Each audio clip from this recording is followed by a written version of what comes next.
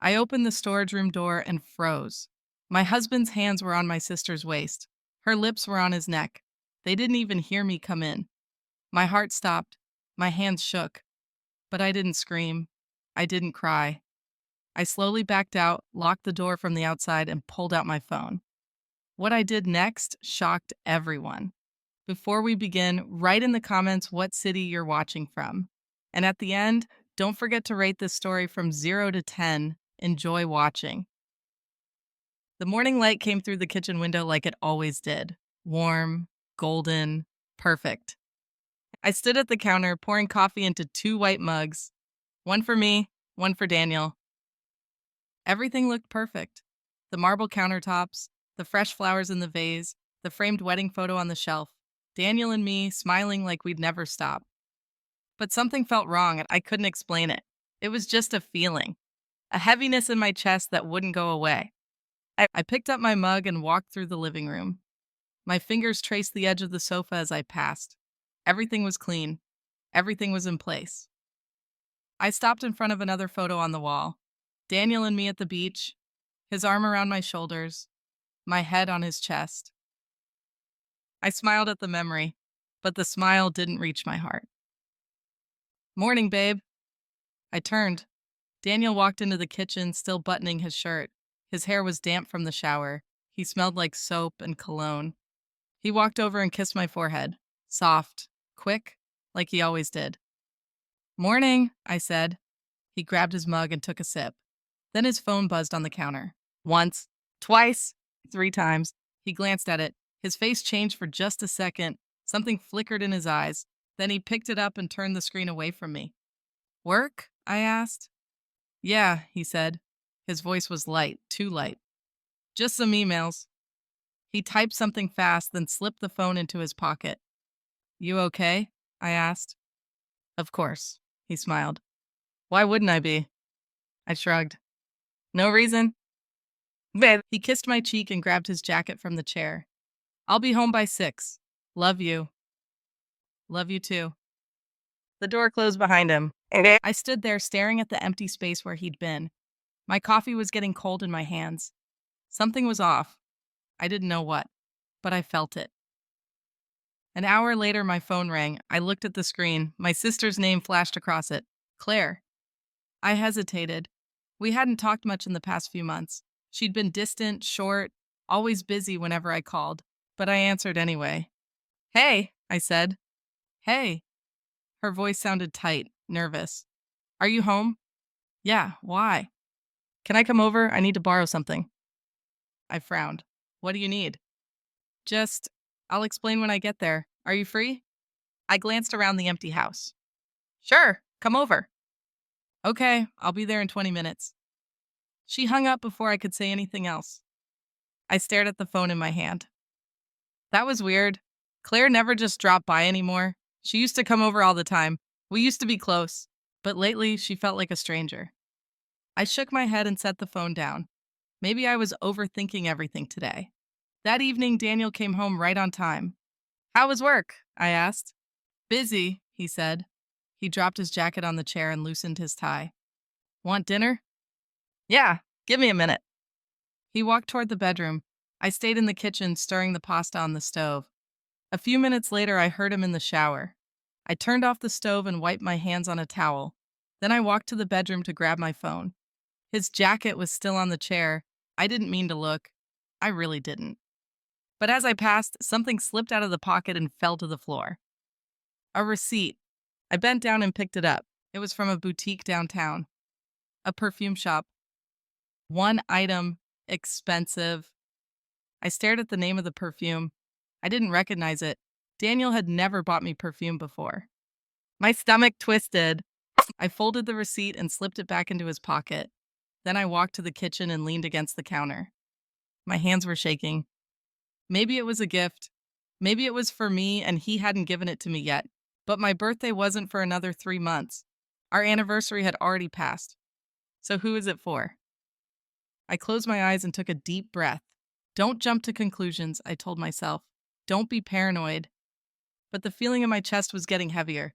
Daniel came out of the bedroom in sweatpants and a t-shirt. His hair was still wet. Smells good, he said, walking into the kitchen. I forced a smile. It's ready. We sat down at the table. I served the pasta. We ate in silence for a while. How was your day? He asked. Fine, I said. Claire called. He looked up.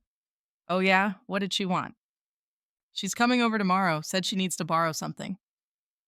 That's nice, he said. His voice was casual. Too casual. He took another bite and looked down at his plate. I watched him, his jaw, his hands, the way he wouldn't quite meet my eyes. You okay? I asked. Yeah, why? You seem distracted. Just tired, he said. He reached over and squeezed my hand. Long day. I nodded, but I didn't believe him. That night, I lay in bed next to Daniel. He fell asleep fast, his breathing slow and steady. But I stayed awake. I stared at the ceiling. The receipt kept flashing in my mind, his phone buzzing, the way he hid the screen. Claire's nervous voice. I turned my head and looked at him. His face was peaceful, calm, like nothing was wrong, but something was. I could feel it in my bones. I just didn't know what it was yet. I closed my eyes and tried to sleep, but the feeling wouldn't go away. Something was coming, and I wasn't ready for it. The next morning, I cleaned the house even though it was already clean. I wiped the counters, I folded towels, I rearranged the pillows on the couch. Anything to keep my hands busy, anything to stop thinking about that receipt. At 11 o'clock, the doorbell rang. I opened the door. Claire stood on the porch holding her purse tight against her side. Hey, she said. Her smile was stiff, forced, like she was trying too hard. Hey, I said. Come in. She stepped inside and I closed the door behind her. That's when I smelled it. Perfume, sweet, floral, expensive. It wasn't the perfume she usually wore. I stared at her. She wouldn't look at me. Her eyes darted around the room. She kept shifting her weight from one foot to the other. So what did you need to borrow? I asked. Oh, she laughed. It sounded fake. Actually, I think I might have left some boxes here a while back. You know, when I helped you move in. I just wanted to check the basement. I frowned. Boxes? I don't remember any boxes. Yeah, I'm not sure if they're still here, but I thought I'd check. She glanced toward the hallway. Her eyes lingered there for just a second too long, like she was looking for something or someone. Okay, I said slowly. Let's go look. No, it's fine. I can do it myself. You don't have to. The front door opened. We both turned. Daniel walked in. He stopped when he saw us. His eyes went to Claire, then to me. Hey, he said. His voice was too bright, too casual. Didn't know you were coming over, Claire. Claire's face went pale, just for a second, then she smiled. Yeah, just picking up some old boxes. Oh, Daniel said. He set his keys on the table. I thought you were working today. I took a half day, he said. He looked at me. Thought I'd come home and surprise you. I forced a smile. That's nice. But my stomach was twisting again. He glanced at Claire. You need help with those boxes? Oh, no, I'm fine. I can. It's no problem, Daniel said. He was already walking toward the hallway. I'll help you carry them up. Claire's smile tightened. Really, it's okay. I insist. I stepped forward. I'll help too. Daniel turned. His eyes met mine. For a second, something flashed across his face. Panic. Then it was gone. It's fine, babe, he said. We've got it. You relax. I don't mind, I said. No, seriously. His voice was firm now, almost too firm. We'll be fast. Claire laughed. It sounded high-pitched, nervous. Yeah, we'll be super fast. You don't need to come down there. It's dusty. She was already walking toward the basement door. Daniel followed her. I stood there watching them. Something was wrong and I could feel it. Okay, I said quietly. They disappeared down the stairs. The door closed behind them. I stood in the hallway staring at the basement door. My heart was pounding. I walked to the kitchen and poured myself a glass of water. My hands were shaking. I tried to tell myself I was being ridiculous. They were just getting boxes. That's all. But why did Daniel come home early? Why did Claire look so nervous? And why did they both look at each other like that? I set the glass down and walked back to the hallway. The basement door was still closed. I could hear their voices, faint, muffled. I stepped closer. I shouldn't listen. I knew I shouldn't, but I couldn't stop myself. I pressed my ear against the door. Didn't know she'd be home. Claire's voice, low, tense. I know, I didn't either. Daniel, this is getting too complicated. Just relax, it's fine. No, it's not fine. She's going to figure it out. She won't. Silence. Then Claire again. What if she already knows? She doesn't. Trust me. My chest felt tight. I couldn't breathe. What were they talking about? I backed away from the door. My whole body was shaking now. I walked to the living room and sat down on the couch. I stared at the wall, my mind racing. They were hiding something. I knew it. 5 minutes later, the basement door opened. They came up the stairs. Claire was carrying a small box. Daniel had nothing. Found it, Claire said. Her voice was light now. Fake. Great, I said. She walked to the front door. Thanks for letting me check. No problem. She glanced at Daniel. He nodded at her. Just a small movement, but I saw it. I'll see you later, Claire said. She didn't look at me. Bye, I said. The door closed behind her. I looked at Daniel. He was standing in the hallway, hands in his pockets. That was weird, I said. What do you mean? She seemed nervous. He shrugged. She's always nervous. You know Claire. Not like that. He walked over and kissed the top of my head. You're overthinking it, babe. Am I? Yeah, he smiled. I'm gonna take a shower. Want to order lunch? Sure. He walked to the bedroom and closed the door. I sat there staring at the spot where he'd been standing. Something cold was settling in my chest. Something dark, and I couldn't shake it. That night, I couldn't eat. I pushed the food around my plate, pretending to be hungry. Daniel didn't notice. He was on his phone, again. Who are you texting? I asked. Just a coworker. About what? He looked up. Just work stuff. Why?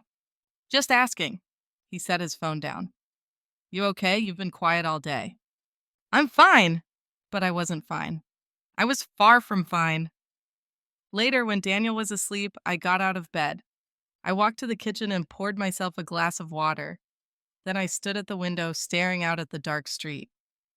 I thought about the perfume receipt. I thought about Claire's nervous voice. I thought about the way Daniel and Claire looked at each other. And I thought about what I heard through the basement door.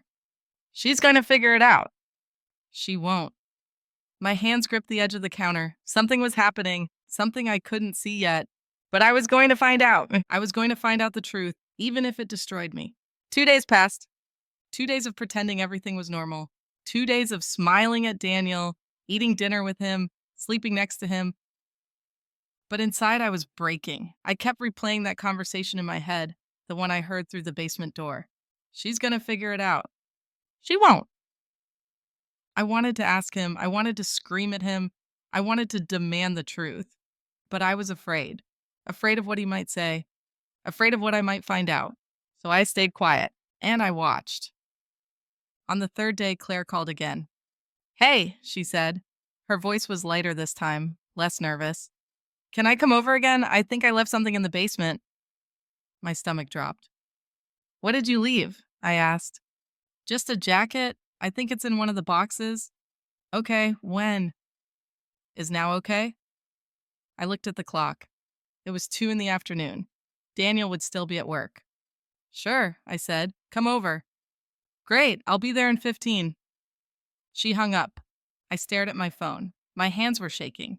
Why was she coming back? Why did she need to go to the basement again? Something was wrong. I could feel it.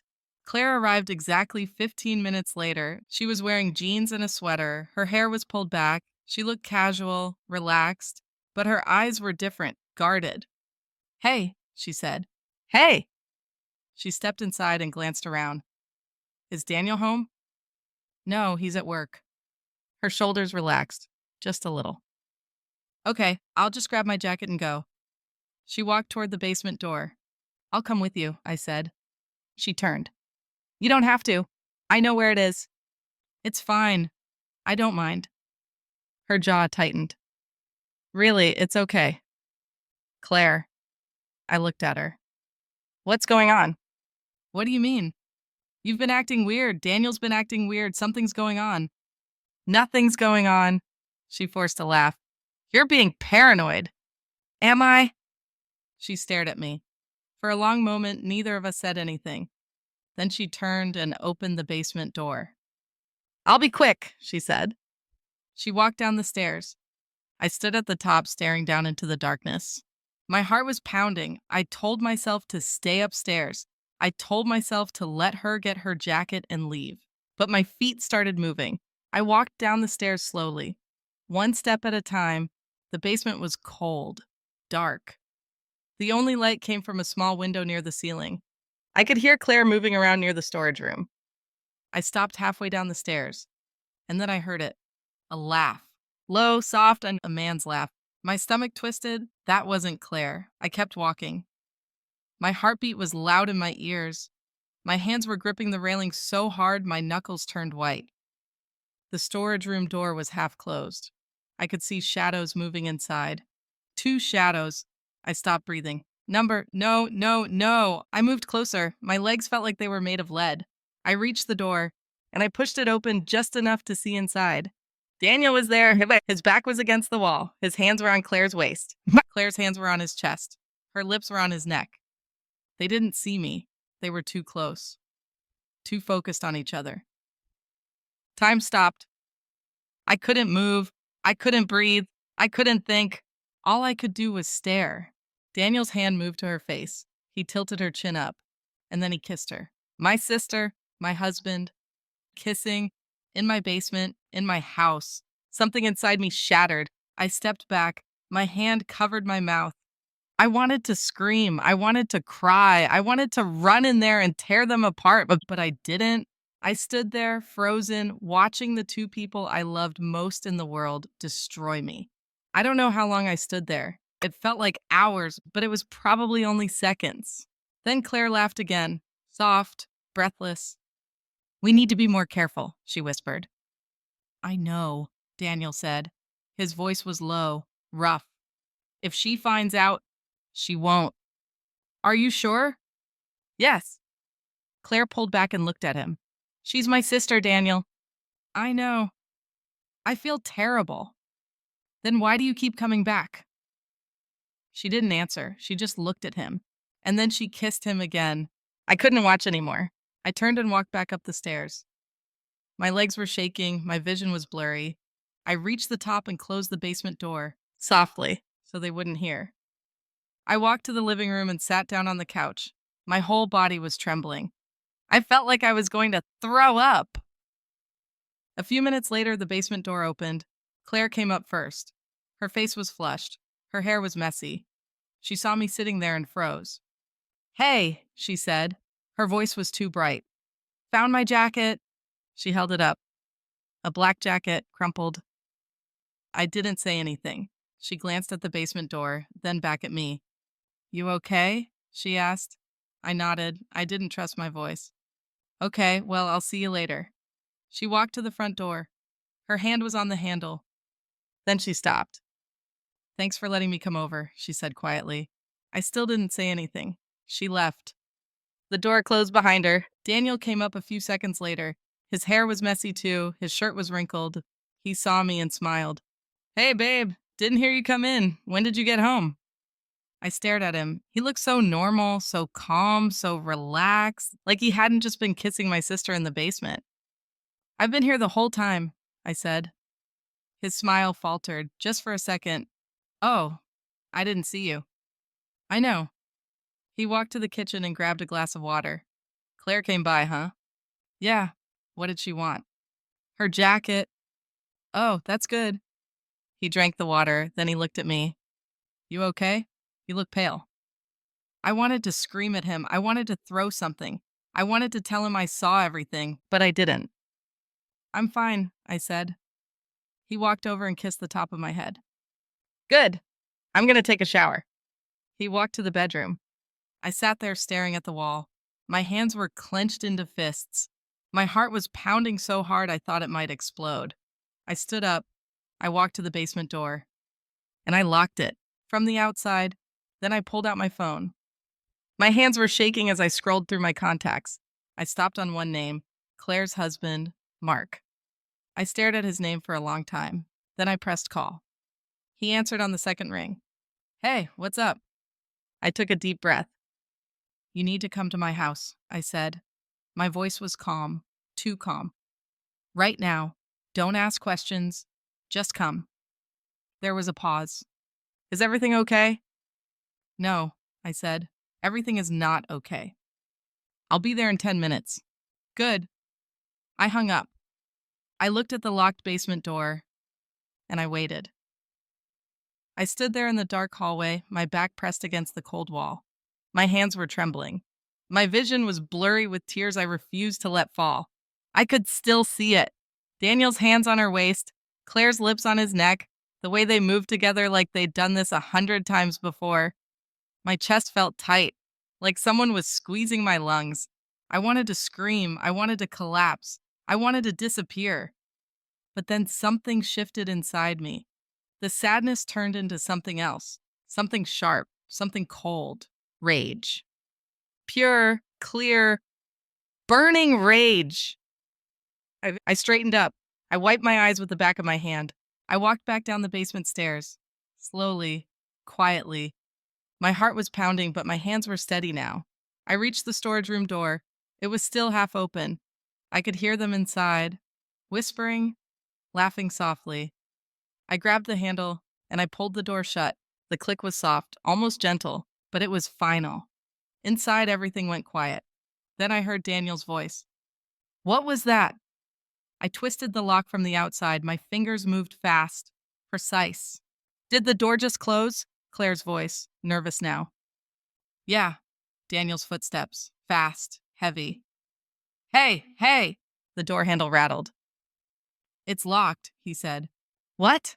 Claire's voice was rising. How is it locked? I don't know. It must have. He stopped. Wait. Silence. Then he said my name. Emma? I didn't answer. Emma! His voice was louder now, panicked. Emma, are you out there? I stood there staring at the door. My hand was still on the lock. Emma, please, open the door. Claire was saying something too. Her voice was high, frantic. Emma, this isn't funny. Let us out. I took a step back and then another. Emma! Daniel was pounding on the door now. Emma, please, let me explain. Explain. I almost laughed. What was there to explain? I saw everything.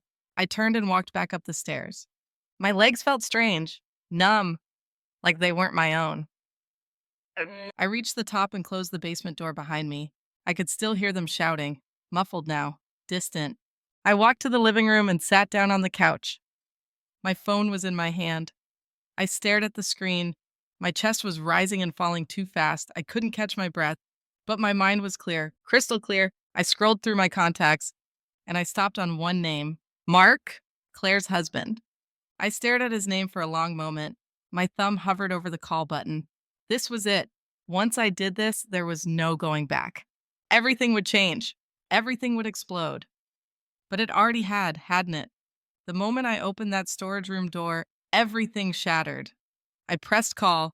The phone rang once, twice, 3 times. Then Mark's voice came through. Warm, friendly. Hey, Emma, what's up?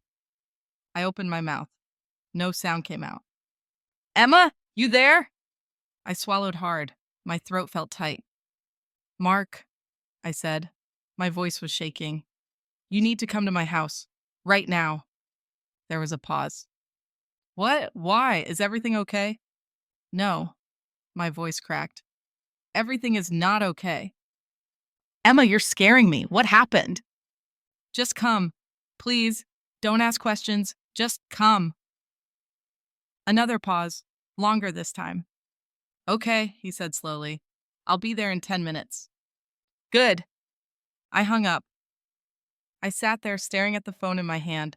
My whole body was shaking now. From the basement, I could still hear Daniel and Claire. Their voices were louder now. Desperate. Emma, please. This is insane. Let us out. I closed my eyes and leaned my head back against the couch. My mind was racing. What was I doing? Was I really going to destroy both of our marriages in one night? Was I really going to blow up our entire family? Yes. Yes, I was. because they did this. Not me. They made this choice. They lied. They snuck around. They betrayed me. And now they were going to face the consequences. I stood up and walked to the window. Outside, the street was quiet, empty. I watched the road waiting for Mark's car. My heart was pounding so hard I could hear it in my ears. Behind me, the basement door rattled. Daniel was still pounding on it. Emma, please, I'm sorry. I'm so sorry. The word made me sick. He wasn't sorry. He was just sorry he got caught. Headlights appeared at the end of the street. Mark's car. My stomach twisted. This was really happening. The car pulled into the driveway. The engine cut off. I heard the car door slam. Footsteps on the porch. Then the doorbell rang. I walked to the door and opened it. Mark stood there, his face full of concern. Emma, what's going on? You sounded... He stopped. His eyes scanned my face. Have you been crying? I nodded. I couldn't speak. Where's Claire, Victor? He asked. Is she here? I nodded again. Okay, where? I pointed toward the basement door. He frowned. In the basement? Yes. Why? What's, Mark. I looked at him. My voice was steady now, cold. I need you to see something. He stared at me, confused, worried. Okay, he said slowly. I walked toward the basement door. He followed. I stopped in front of it. From the other side, I could hear them, still yelling, still pounding. Emma, please, let us out. Mark's face changed. Wait, is that Daniel? I nodded. And Claire? I nodded again. He looked at the door, then at me. Why are they locked in there? I didn't answer. I just reached for the lock, and I turned it. The door swung open. Daniel stumbled out first. His face was red. His hair was a mess. Then Claire. Her eyes were wide, panicked. They both froze when they saw Mark. The hallway went silent. Mark looked at them, then at me, then back at them. What the hell is going on? He asked. Nobody answered. Claire's face went pale. She opened her mouth, but no words came out. Daniel just stood there staring at the floor. Mark's eyes moved between them, slowly, like he was putting the pieces together. Why were you two locked in the basement? He asked. His voice was calm, too calm. Still, no one answered. Someone better start talking, Mark said. His voice was rising now. Right now. Claire took a step forward. Mark, I can explain. Explain what? He snapped. She flinched. Mark looked at me. Emma, what did you see? I looked at him, then at Daniel, then at Claire, and I said it. I saw them together. Mark's face went blank. What do you mean, together? I mean, I said, my voice shaking. I saw them kissing in the storage room. His hands were on her. Her lips were on him. The words hung in the air like a bomb. Mark stared at Claire. Claire's eyes filled with tears. Mark, please. Don't, he said. His voice was quiet, deadly. Don't say my name. He turned to Daniel. How long? Daniel didn't answer. How long? Mark shouted. 3 months, Claire whispered. The room went silent. Mark stared at her. His jaw was clenched. His fists were shaking. 3 months, he repeated. Claire was crying now. I'm sorry. I'm so sorry. Mark's voice cracked. You've been sleeping with my wife's husband for 3 months and you're sorry? It just happened. It didn't just happen, he roared. You chose this, both of you. I stood there watching it all unfold, and I felt nothing, just cold. Mark turned and walked toward the door. Where are you going? Claire called after him. He stopped. He didn't turn around. Away from you, he said, and then he left. The door slammed behind him. Claire collapsed onto the floor, sobbing. Daniel stood there frozen. I looked at both of them, and I walked to the bedroom. I grabbed a suitcase from the closet and started throwing Daniel's clothes into it. Emma, wait! Daniel appeared in the doorway. Please, let me explain. Get out, I said.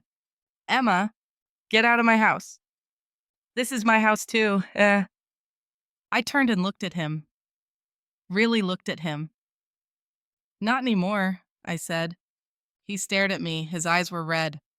Please, he whispered. Don't do this. I zipped up the suitcase and threw it at his feet. Get out. He stood there for a long moment. Then he picked up the suitcase and he left. She pressed the call button. Her finger hovered over the screen for only a second before she tapped it. The phone rang once, twice. Her hand was shaking, but her breathing was controlled. She needed to sound calm. She needed to sound normal. On the third ring, he picked up. Hey, what's up? It was her sister's husband. His voice was light, almost happy. She could hear noise in the background. Maybe the TV, maybe her sister laughing at something. A normal evening in a normal home. She closed her eyes. Hey, she said. Her voice didn't crack. She was proud of that. Everything okay? He asked. His tone shifted slightly. Not worried yet, just curious. She swallowed. I need you to come to my house, she said. There was a pause. Right now? He asked. Yes. Is something wrong? Don't ask questions, she said quietly. Just come, please.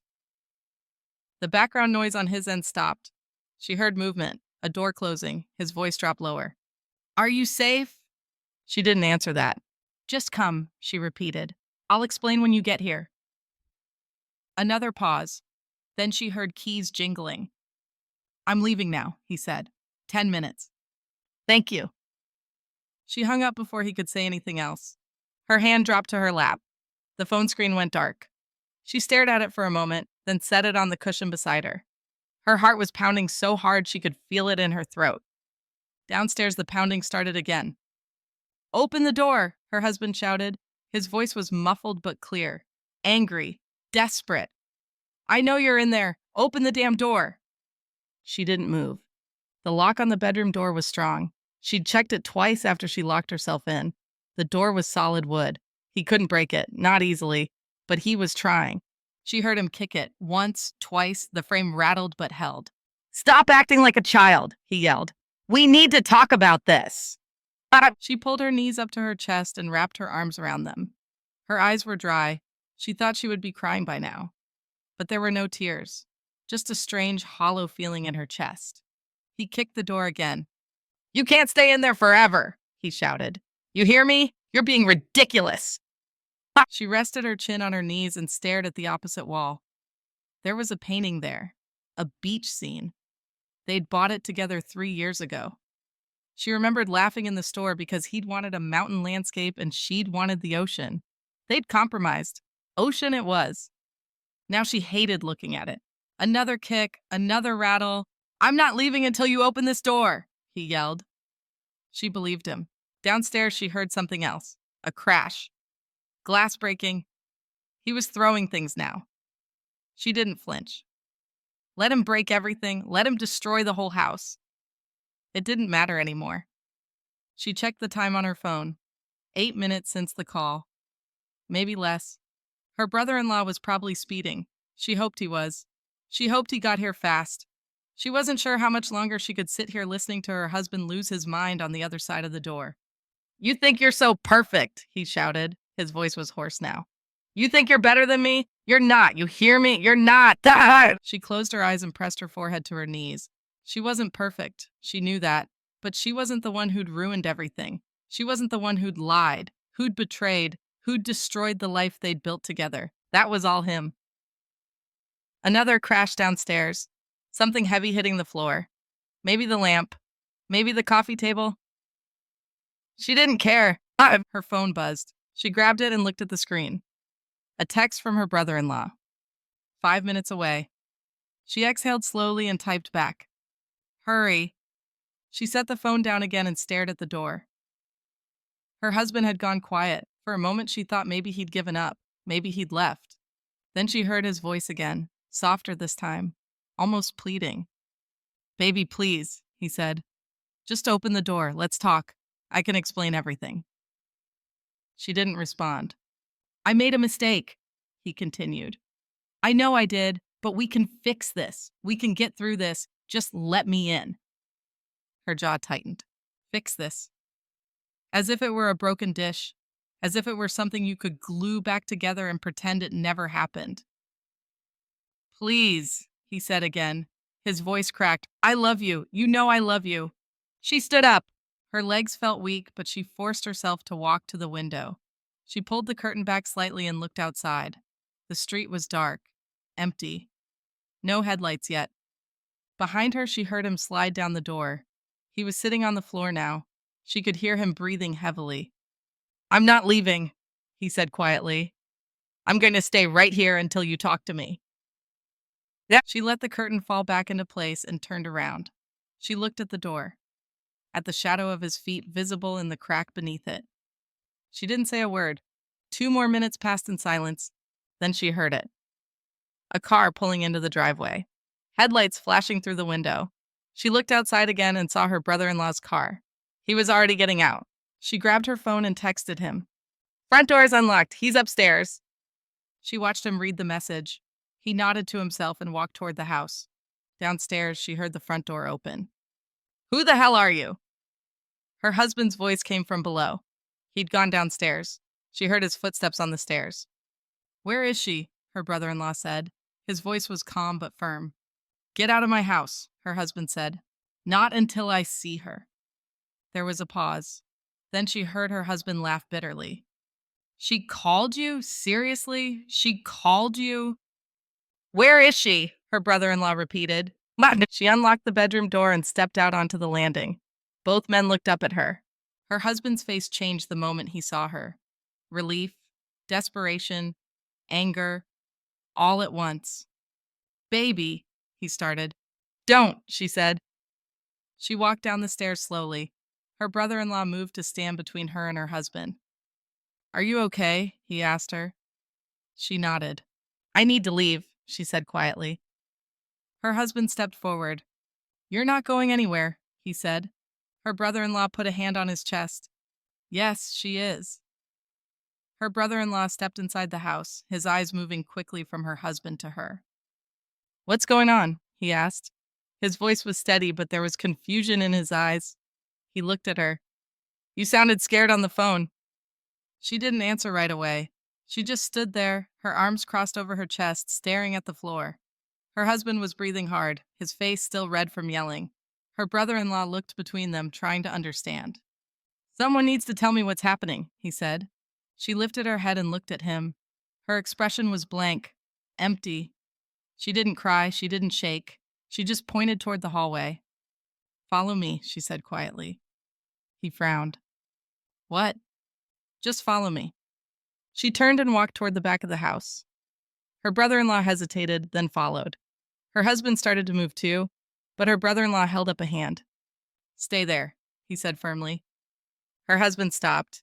His jaw clenched, but he didn't argue. She walked down the hallway slowly. Her footsteps were soft on the hardwood floor. Her brother-in-law followed a few steps behind, his confusion growing with every second. They passed the kitchen, the living room, the bathroom. Then she stopped in front of the basement door. He stared at it. Why are we? And then he heard it. A voice, muffled but clear. A woman's voice. Please, let me out, please. His whole body went rigid. He looked at the door, then at her. Who is that? He asked. She didn't answer. She just reached into her pocket and pulled out the key. Her hand was steady as she slid it into the lock. She turned it slowly.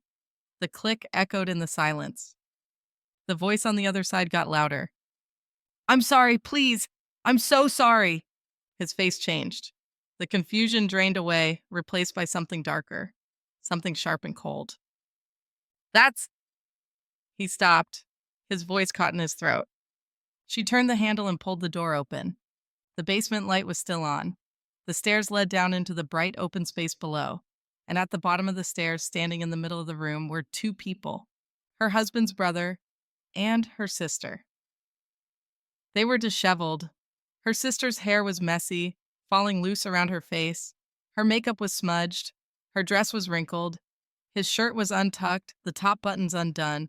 Both of them had red faces, flushed with panic and guilt. The moment the door opened, they froze. Her sister looked up and saw her brother-in-law standing at the top of the stairs. Her mouth opened, but no words came out. Her eyes went wide. Tears started to stream down her face. Oh my God, she whispered. Her brother-in-law just stood there, He didn't move. He didn't speak. He just stared down at them, his face completely blank. Her husband's brother took a step forward. Look, this isn't, he started. Don't, her brother in law said. His voice was low, dangerous. Her husband's brother stopped. The silence stretched out, thick and suffocating. Her sister started to sob, her hands covering her face. Her brother in law's fists clenched at his seats. His jaw was tight. His breathing was controlled, but she could see the tension in his shoulders, the way his whole body was trembling with the effort of staying still. How long? He asked quietly. Her sister didn't answer. She just kept crying. How long? He shouted. She flinched. Her hands dropped from her face. Her eyes were red and swollen. 6 months, she whispered. The words hung in the air like a bomb. Her brother in law's face went pale. He took a step back, his hand gripping the doorframe to steady himself. 6 months, he repeated. His voice was hollow. She nodded, tears streaming down her cheeks. I'm sorry, she sobbed. I'm so sorry. I never meant, he said. She fell silent immediately. He turned his head slowly and looked at the woman standing beside him. The wife, the one who'd locked them down there, the one who'd called him. You knew? He asked. She nodded. For how long? I found out tonight, she said quietly. He looked back down at the basement, at his wife, at the man standing beside her. His hands were shaking now. She could see it. He was trying so hard to hold it together, but he was breaking. Get out, he said. Her sister looked up. What? Get out of the basement, he said, his voice cold. Both of you. They hesitated. Then slowly, carefully, they started to climb the stairs. Her sister went first, her eyes on the floor, her hands gripping the railing. Her husband's brother followed, his face tight with shame. When they reached the top, her brother-in-law stepped back to let them pass. He didn't look at them. He just stared straight ahead, his jaw working, his fists still clenched. Her sister stopped beside him. Please, she whispered. Let me explain. Get away from me, he said quietly. She flinched and moved past him quickly. Her husband's brother didn't say anything. He just walked down the hallway toward the front door. Her brother-in-law stood there for a moment, staring down into the empty basement. Then he turned and walked back toward the living room. She followed. When they got there, her husband was standing by the window, his arms crossed. He looked up when they entered, his eyes darting between them. Look, we can all talk about this like adults, he started. Shut your mouth, her brother-in-law said. Her husband stopped talking immediately. Her brother-in-law turned to her sister, who was standing near the couch, her arms wrapped around herself, still crying. Pack your things, he said. You're not coming home. She looked up, her face crumpling. Please, don't do this. Pack your things. She opened her mouth to argue, but something in his eyes stopped her. She nodded slowly and looked down at the floor. He turned to the woman standing beside him. Do you have somewhere you can stay tonight? He asked. She nodded. Good, he said, 'cause you shouldn't be here either. She didn't argue. She just walked past him, heading toward the stairs to grab her things. As she passed her husband, he reached out and grabbed her arm. Wait, he said. We need to talk. She yanked her arm free and kept walking. She didn't look back. Upstairs, she moved quickly, grabbing a bag from the closet and throwing clothes into it. She didn't fold anything. She didn't care. She just needed to get out. Downstairs, she could hear voices. Her husband was trying to talk to her brother-in-law, but he wasn't listening. Her sister was still crying. The whole house felt like it was suffocating. She zipped the bag and slung it over her shoulder. Then she walked back downstairs. When she reached the living room, her brother-in-law was standing by the door, waiting for her. Ready? He asked. She nodded. They walked out together, leaving her husband and her sister standing in the wreckage of their lies. Her sister's voice filled the living room, desperate and shaking. It's not what you think, she said, her words rushing out so fast they nearly tripped over each other. I swear, it's not what it looks like. We were just talking, that's all. We were just... Stop, her brother-in-law said quietly. But her sister didn't stop. She kept going, her hands gesturing wildly, her face streaked with tears. We ran into each other at the coffee shop a few months ago, she said. It was an accident. We started talking and then we became friends. That's all it was. Just friends. And tonight we were just... Friends don't lock themselves in basements, her brother-in-law said. Her sister's mouth opened, then closed. She looked at the floor, her hands twisting together. Her husband stepped forward, his eyes on his wife. Baby, please, he said. Let me explain. It's not what you think. I never. He reached for her arm. She stepped back. He froze, his hand hanging in the air between them. She looked at him like she was seeing him for the first time, like he was a stranger standing in her living room, someone she didn't know, someone she didn't want to know. Don't touch me, she said quietly. His hand dropped, his face crumpled. Please, he whispered. Just listen to me. She didn't respond. She just stood there, her arms crossed, her expression cold and empty. Her brother-in-law turned to her sister. His voice was calm, too calm, like he was holding himself together by a thread. How long? He asked. The room went silent. Her sister looked up at him, her eyes wide and wet with tears. Her mouth opened, but no sound came out. How long? He asked again.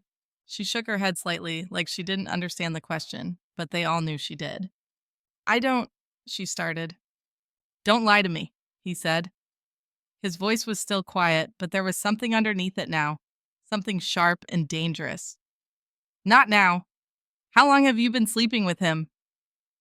Her sister flinched. Her husband's brother, standing near the hallway, shifted uncomfortably but said nothing. It wasn't like that, her sister whispered. How long? She closed her eyes. A tear rolled down her cheek.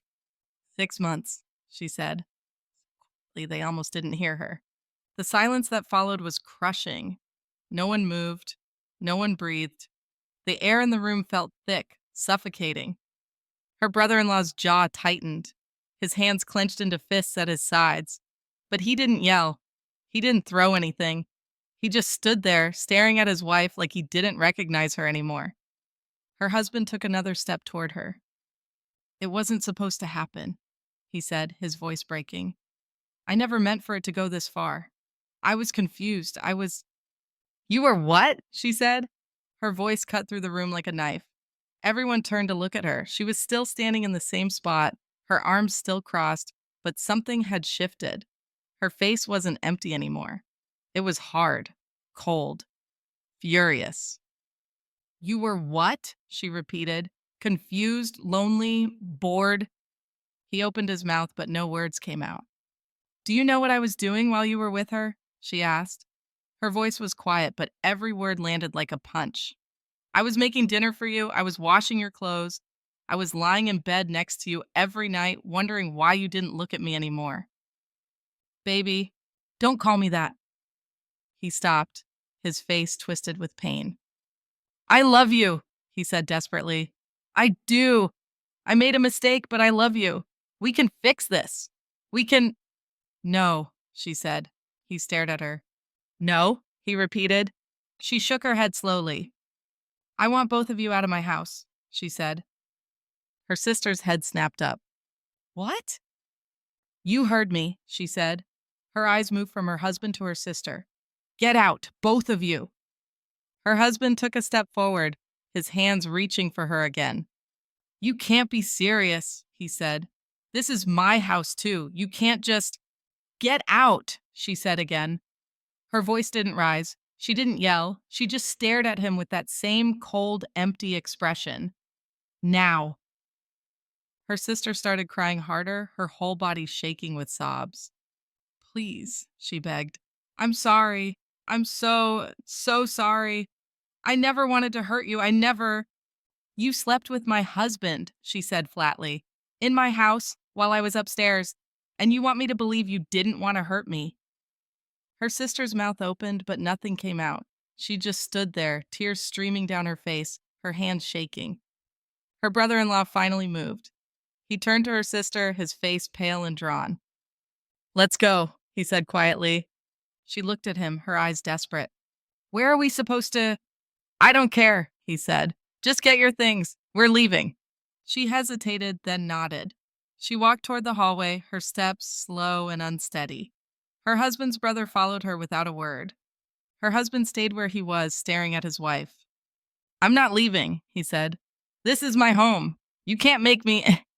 Then I'll call the police, she said calmly. And I'll tell them everything. I'll tell them about the affair. I'll tell them how you locked yourselves in the basement together. I'll tell them how you lied to me for 6 months. His face went pale. You wouldn't try me. He stared at her for a long moment, then his shoulders slumped. He looked down at the floor, his hands hanging limp at his sides. Fine, he whispered. I'll go. But this isn't over. We're going to talk about this. We're going to figure this out. She didn't respond. She just turned and walked toward the stairs. Where are you going? He called after her. She didn't answer. She just kept walking. She climbed the stairs slowly, her hand gripping the railing. Behind her, she could hear her sister's voice, still crying, still apologizing. Her husband was saying something too, but she couldn't make out the words. She didn't try to. She reached the top of the stairs and walked into the bedroom. She closed the door behind her and locked it. Then she sat down on the edge of the bed and stared at the wall. Downstairs, she heard voices, doors opening and closing, footsteps. Then the front door slammed shut and the house fell silent. She sat there in the quiet, her hands folded in her lap, her face expressionless. And for the first time all night, she let herself breathe. The house was too quiet. She sat on the edge of her bed, her hands resting in her lap, staring at nothing. The silence pressed against her ears like cotton. No footsteps downstairs, no voices, no life, just her. Her phone buzzed on the nightstand. She glanced at it but didn't reach for it. It buzzed again. And again. The screen lit up with each notification, casting a pale glow across the dark room. She knew who it was without looking. Her mother, her friends, her husband. The phone buzzed 5 more times in quick succession. She finally picked it up and looked at the screen. 12 missed calls, 23 text messages, all from people who wanted answers, people who wanted to know what happened, people who wanted to fix things. She scrolled through the messages without reading them. Her mother's name appeared 3 times, her best friend from work, her cousin, and then his name, over and over again. Please call me. We need to talk. I'm sorry, please. Where are you? Are you okay? I love you. Please answer. She stared at his name on the screen. Her thumb hovered over it. For a moment, she thought about opening the message, about reading the rest of what he had to say. But then she remembered the basement, the look on his face, the way her sister had cried. She pressed the block button. A small window popped up asking if she was sure. She didn't hesitate. She tapped yes. His name disappeared from her screen. Then she scrolled to her sister's contact and did the same thing. Block, delete, gone. She set the phone down and lay back on the bed, staring at the ceiling. The fan turned slowly above her, the blades cutting through the air with a soft whirring sound. She watched it spin, her mind blank and heavy at the same time. Her phone buzzed again. She sighed and picked it up. It was a text from her brother-in-law. She opened it. Thank you. I'm sorry you had to see that. She read it twice, then a third time. Her thumb hovered over the keyboard, but she didn't know what to say. What was there to say? You're welcome? It's okay? None of it felt right. So she didn't reply. She just closed the message and saved his contact. She didn't know why, maybe because he was the only one who understood, the only one who'd seen what she'd seen, who'd felt what she was feeling. She set the phone aside and closed her eyes. Sleep didn't come. She lay there for an hour, maybe 2, just staring at the ceiling, listening to the silence. Her mind kept replaying the night over and over. The basement door, the look on their faces, her sister's voice, her husband's lies. Finally, she sat up. She couldn't stay in this bed. Not tonight. Not in the bed she'd shared with him for 3 years. The bed where she'd believed his lies. Where she'd trusted him. She stood up and walked to the closet. She pulled open the door and stared at his side. His shirts hung neatly on hangers. His shoes lined up on the floor. His jackets. His belts. Everything exactly where he'd left it. She grabbed one of the garbage bags from under the sink in the bathroom and came back. She started pulling his clothes off the hangers, one by one, and shoving them into the bag. She didn't fold them. She didn't care if they wrinkled. She just grabbed and stuffed, grabbed and stuffed. When the first bag was full, she tied it and started on another. His shoes went in next, then his jackets, his ties, his watch from the dresser, his cologne, everything. It took her 30 minutes to pack up everything that belonged to him. When she was done, There were 6 black garbage bags sitting in the middle of the bedroom floor. She stared at them for a moment, breathing hard, her hands shaking slightly. Then she picked up the first bag and dragged it to the stairs. It was heavy, but she didn't care. She pulled it down the stairs one step at a time, the bag thumping loudly against each step. When she reached the bottom, she dragged it to the front door and opened it. The cool night air hit her face. She dragged the bag outside and dropped it on the driveway. Then she went back for the next one. One by one, she brought all 6 bags outside and piled them near the garage. By the time she finished, she was sweating, her arms aching. But she didn't stop. She went back inside, grabbed a black marker from the kitchen drawer, and wrote 2 words on the top bag in large, bold letters. Get out! She stood there for a moment, staring at the bags. Then she turned and went back inside, locking the door behind her. She walked back upstairs, her legs heavy, her whole body exhausted. She went into the bathroom and turned on the shower. She didn't wait for the water to warm up. She just stripped off her clothes and stepped under the cold spray. The water hit her skin like needles, but she didn't flinch. She just stood there, letting it wash over her, her eyes closed, her mind numb. When she finally got out, she wrapped herself in a towel and walked back to the bedroom. She looked at the empty closet, at the space where his things used to be. It felt lighter somehow. Emptier, but lighter. She climbed into bed and pulled the blanket up to her chin. Her phone buzzed again on the nightstand, but she didn't look at it. She just closed her eyes and let the exhaustion pull her under. Outside, the garbage bag sat in the driveway, waiting. The knock came at 7 in the morning. She was in the kitchen, standing by the counter with a cup of coffee in her hands. The house was still quiet, peaceful almost. She'd slept through the night for the first time in days. Then the knock. 3 sharp raps on the front door. She set her coffee down and walked slowly to the door. She already knew who it was. She could feel it. She looked through the peephole and saw him standing there. Her husband. His hair was messy. His eyes were red and swollen. He looked like he hadn't slept, like he'd been crying. He knocked again. Please, he called through the door. I know you're in there. Just let me talk to you. 5 minutes. That's all I'm asking. She stood there, her hand on the doorknob, debating. Part of her wanted to ignore him, to walk away and pretend he wasn't there. But another part of her wanted to hear what he had to say, wanted to know what kind of excuse he'd come up with this time. She unlocked the door and opened it. Just a crack, just enough for him to see her face. He stepped forward immediately, his hand reaching for the door. Thank God, he breathed. I've been trying to reach you for days. Stop, she said. He froze. I don't want to hear it, she said calmly. Whatever you came here to say, I don't want to hear it. His face crumpled. Please, he begged. Just let me explain. It was a mistake. I was stupid. I was confused. But it's over now. I ended it. I swear. I'll do whatever it takes to fix this. Counseling, therapy, anything. Just please let me come home. She stared at him for a long moment. Then she shook her head slowly. The locks have been changed, she said. He blinked. What? The locks, she repeated. I changed them yesterday. Your key doesn't work anymore. His mouth opened, then closed. He looked at her like she'd just slapped him. You can't be serious, he said. I am. This is my house too, he said, his voice rising. You can't just lock me out. That's illegal. Call the police then, she said. Tell them what happened. Tell them why I locked you out. See what they say.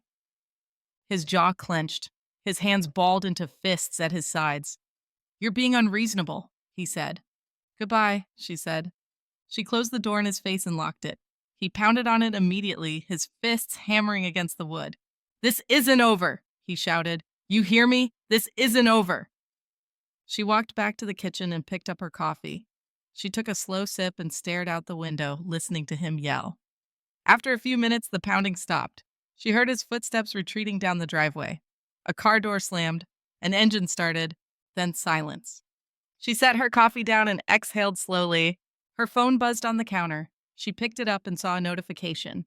A message from her sister. A long one. She opened it and started reading. I know you're angry and you have every right to be, but I need you to understand something. I've been lonely for so long. Ever since we were kids, you always had everything. You were the smart one, the pretty one, the one everyone loved, and I was just there. In the background, always second best, And when he started paying attention to me, it felt like someone finally saw me, like I mattered. I know it was wrong. I know I hurt you, but you have to understand. She stopped reading. She didn't need to see the rest. She already knew what it would say: excuses, justifications, blame. Her sister would twist everything around, make it sound like she was the victim, like she'd had no choice. She deleted the message without reading the rest. Then she blocked her sister's number for good. Her phone buzzed again. This time it was a text from her brother in law. Miss Eb, I filed for divorce this morning. Thought you should know. She stared at the message for a moment. Then she typed back, I'm sorry. His response came quickly. Don't be. You didn't do this. They did. She set the phone down and leaned against the counter. She felt tired.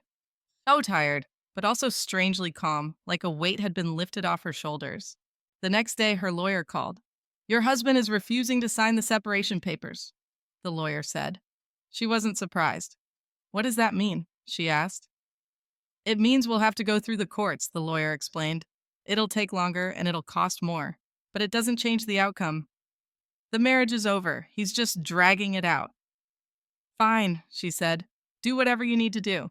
There's one more thing, the lawyer said. He's claiming you locked him out of the house illegally. He's threatening to file a complaint. She almost laughed. Let him, she said. I have proof of the affair. Text messages, photos, everything. If he wants to drag this out, I'll make sure everyone knows exactly why I locked him out. There was a pause on the other end of the line. Understood, the lawyer said. I'll handle it. She hung up and set the phone aside. For the first time in days, she felt something other than sadness. She felt anger, sharp and hot and focused. She wasn't going to cry anymore. She wasn't going to beg or plead or hope for things to go back to the way they were. That part of her life was over. Now it was time to move forward. She opened her laptop and started making a list. A lawyer, a realtor, a financial advisor. She was going to sell the house, split the assets, start fresh somewhere new, somewhere without memories, somewhere without him. She typed quickly, her fingers flying across the keyboard. With each item she added to the list, she felt stronger, more in control. By the time she finished, the sun was setting outside. The house was bathed in golden light. She looked around the living room, at the furniture they'd picked out together, the photos on the wall, the life they'd built. It didn't feel like home anymore. It felt like a cage. And she was finally ready to leave. 6 months later. She stood in the middle of her new apartment, a cardboard box in her hands, looking around at the empty space. It was smaller than the house, a lot smaller. 1 bedroom, 1 bathroom, a tiny kitchen with barely enough counter space for a coffee maker. But it was hers! She set the box down on the floor and walked to the window. The view wasn't much, just the street below, a few trees, a coffee shop on the corner. But the light came in at just the right angle in the afternoon, warm and golden, and she liked that. She heard a knock at the door and turned. Her friend from work stood there with 2 more boxes. Last ones, she said, setting them down. You sure you don't need help unpacking? She shook her head. I'm good, she said. I want to take my time with it. Her friend nodded and gave her a hug. Call me if you need anything, she said. I will. After her friend left, she spent the rest of the afternoon unpacking. She hung her clothes in the closet. She arranged her books on the small shelf by the window. She put her dishes in the cabinets, her towels in the bathroom. Every item she placed felt like a small victory, a step forward, a piece of her new life falling into place. By evening, the apartment was starting to look like home. The following weekend, there was a family gathering. Her mother's birthday. She'd thought about skipping it, but her mother had called 3 times and she didn't want to hurt her. So she went. She arrived late, hoping to avoid most of the small talk. When she walked into her parents' house, the living room was full of people. Cousins, aunts, uncles. And there, near the kitchen, was her sister.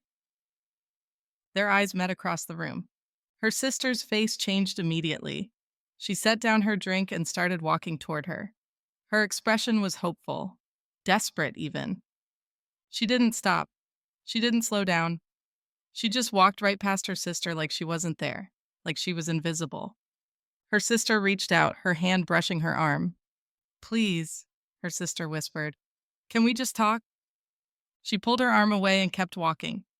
She found her mother in the kitchen and gave her a hug. She stayed for an hour. She smiled. She made conversation. She pretended everything was fine. And when she left, she didn't look back. 2 weeks later, an envelope arrived in the mail. She recognized the return address immediately. Her husband's lawyer. She opened it slowly, her heart steady, her hands calm. Inside was a letter, another plea, another attempt to delay the divorce, another round of excuses about why he needed more time, why they should try mediation, why she should reconsider. She set the letter aside and pulled out the other document in the envelope. The final divorce papers. She read through them carefully. Every line, every clause, everything was exactly as she'd requested. The house would be sold, the assets split, no alimony, no shared property, a clean break. She picked up a pen and signed her name at the bottom. Her signature was firm and clear. No hesitation, no second thoughts. She put the papers back in the envelope, sealed it, and dropped it in the mail the next morning. It was done. On a random Tuesday afternoon, her phone buzzed while she was at work. She glanced at it and saw a text from a number she hadn't heard from in months. Her sister's ex-husband. She opened the message. Coffee? She stared at the screen for a long moment. She thought about deleting it, about pretending she never saw it. But something stopped her. She remembered the night he'd come to her house, the way he'd stood between her and her husband, the way he'd helped her leave, the way he'd understood without needing to be told. She typed a response, her fingers moving slowly. Maybe. She hit send and set the phone down. A small smile crossed her face. Just a hint of one. Barely there. But real. That evening, she stood in front of the bathroom mirror getting ready for bed.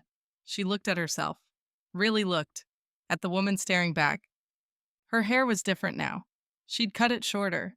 It framed her face in a way that made her look sharper, stronger. Her eyes were clearer. Not sad anymore. Not empty. Just calm. Sure. She leaned closer to the mirror and studied her reflection. The lines around her eyes, the curve of her jaw, the way she held herself. 6 months ago, she'd looked at herself in this same mirror and seen someone broken, someone lost, someone who didn't know how to move forward. Now she saw someone different, someone who'd survived, someone who'd chosen herself. She smiled at her reflection, a real smile this time. Not forced, not fake, just hers. She turned off the bathroom light and walked into her bedroom. The apartment was quiet, peaceful, hers. She climbed into bed and pulled the blanket up to her chin. Her phone buzzed on the nightstand. She glanced at it and saw a response from her sister's ex-husband. Let me know when you're ready. No pressure. She read it twice. Then she set the phone aside without responding. She wasn't ready yet, but she would be, someday. For now, she was exactly where she needed to be. Alone. Free. Building a life that was completely her own. She closed her eyes and let sleep pull her under. And for the first time in a long time, she didn't dream about the past. She didn't dream about her husband or her sister or the basement or the lies. She dreamed about tomorrow, about coffee shops and new beginnings, about second chances and open doors, about the woman she was becoming, strong, unbreakable, free. Don't forget to rate this story and subscribe if you want more stories like this one.